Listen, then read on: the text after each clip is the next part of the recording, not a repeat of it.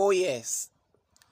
The Bible says in the book of Matthew, chapter 7, verse 13 and 14, broad is the way that leads to destruction. Many people walks in it. But narrow is the way that leads to life. Which way do you find yourself today? That narrow way cannot accommodate your sins.